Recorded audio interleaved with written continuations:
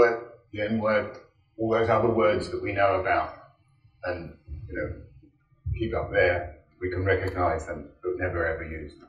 Of course not. And it's disgraceful that somebody who is supposedly a representative of a political party found themselves using that word.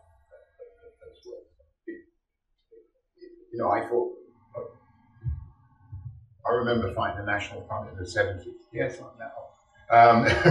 In West London, in Southall. There it was constant. That abuse was constant. And we must never go back to that time. We must never let those words back into our vocabulary. Otherwise, this is going to be a really awful future. And I just wish we'd reform rather than saying, oh, well, they're not reform candidates anymore, but please carry on voting for them. I'm sorry, that's not good enough. That really is not good enough. Annalise?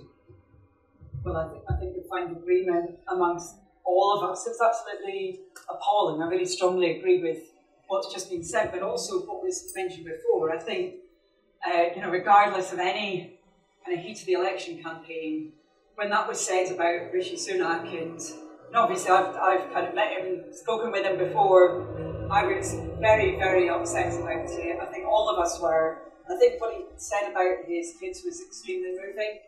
Actually, we should be moving forward on this rather than backwards, and it is terrible to see that kind of language being used.